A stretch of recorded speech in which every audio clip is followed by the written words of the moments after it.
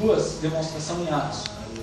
De quando as pessoas ouvem o Evangelho, ou elas creem, ou elas se revoltam contra ele. Atos 4:17. Alguns dos judeus foram persuadidos a unirem-se a Paulo e Silas, bem como muitos gregos tementes a Deus, e não poucas mulheres de alta posição. Logo em seguida, mas os judeus ficaram com inveja.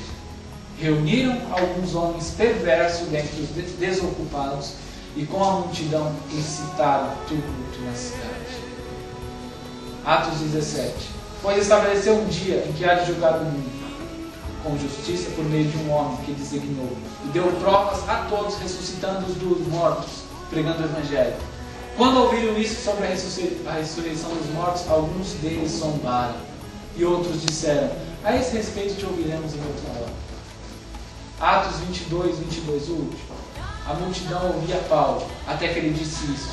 E então todos se levantaram e gritaram: tire esse homem da face da terra, ele não merece viver.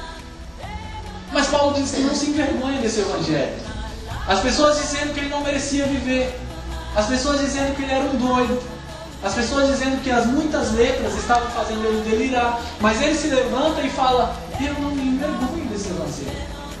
Por que Paulo não se envergonhava? E nós temos tanta vergonha hoje de falar que Deus ordena que a pessoa se arrependa e abandone o pecado e viva uma vida de santidade e honre a Deus. Mas por que Paulo não se envergonhava de pregar essa loucura? Eu quero dar apenas um versículo que vai resumir por que Paulo não tinha vergonha de falar. Considero tudo como perda, comparado com a suprema grandeza do conhecimento de Cristo Jesus, meu Salvador, por cuja causa perdi todas as coisas. Eu as considero como esterco para poder ganhar a Cristo. É o conhecimento de Deus que define o que somos. É o conhecimento de Deus que define como vamos andar nesta terra. E é o conhecimento de Deus que define como vamos morrer. Apenas, eu ia falar isso no domingo que vem, mas já morrer. Hoje, conversando com o Josué esses dias, há uma crença muito errada no nosso meio, de que quando uma pessoa morre, ela fica dormindo até o dia do juízo final, para então levantar, ser julgado e ir para o céu ou para o tormento. Isso está errado. A pessoa, quando ela morre, ela imediatamente vai à presença de Deus. Isso fala em Provérbios. O corpo volta ao pó e a alma a Deus que lhe deu. E então, se a pessoa estiver com a justiça de Cristo, ela vai para o paraíso e já vai estar consolada. E se ela não estiver, ela já vai para o inferno, onde vai ficar guardada em tormentos até o dia do juízo final. É isso que nos fala em Apocalipse 20. O inferno entregou os mortos que lá estavam.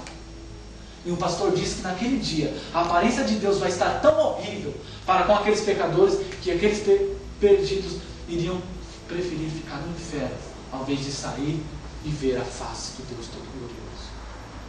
Não é essa parábola que Jesus nos conta? Que Lázaro estava consolado no céu, enquanto o rico estava em tormentos no inferno, pedindo para ir avisar a família. E Deus falou: não, eles têm a lei. É isso que as pessoas falam.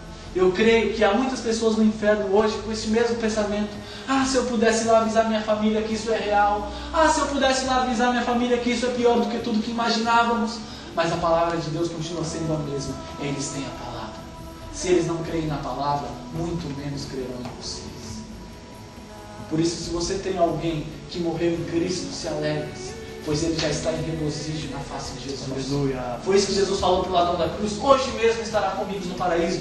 Não falou no julgamento, falou: hoje mesmo estará comigo. Mas se você tem alguém que morreu sem Cristo, entristeça-se, pois ele já está em tormentos. E que isso te impulsione a querer salvar aqueles que ainda há tempo de salvar. Aleluia. Tudo que as pessoas no inferno queriam era mais 5 minutos de vida para se arrepender, para pedir perdão para Jesus. E eu creio que se perguntassem para todos no inferno: você sabia que você ia vir para o inferno? Eles iam falar: não, eu não sabia, eu estava feliz, estava vivendo minha vida, e quando eu menos esperei eu fui tragado.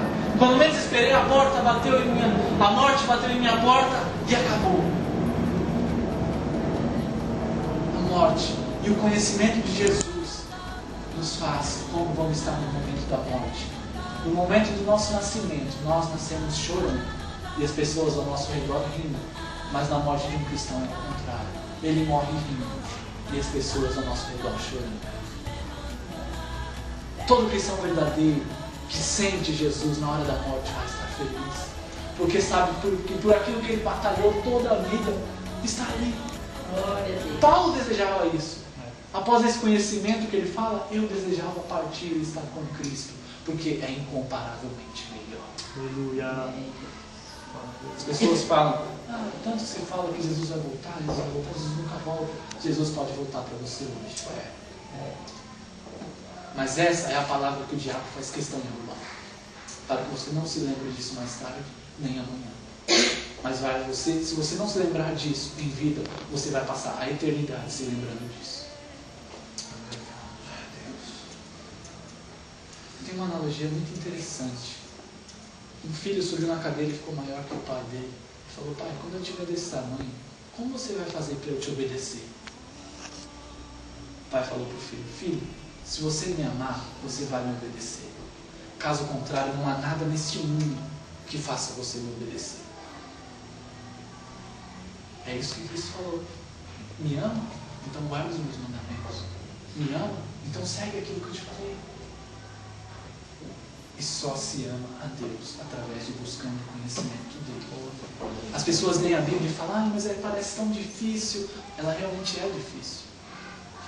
Deus só revela para aqueles que realmente querem, para aqueles que realmente buscam, para aqueles que dedicam tempo, para aqueles que quebram a cabeça. Nós, seres humanos, quando ficamos encucados com alguma coisa, descobrimos tantas coisas. Eu mesmo comecei a montar um blog, eu não sabia nada, mas eu me encuquei com aquilo. E eu perdi uma noite, eu perdi duas, e agora eu já estou sabendo tantas coisas que eu não sabia. E nós somos assim para tantas coisas, menos com a palavra de Deus, que deveria ser assim. Eu não entendo aquilo. E aí nós buscamos e oramos e buscamos, até descobrir, mas não somos assim. A palavra de Deus não importa. E a verdade é que a única coisa que importa é ela.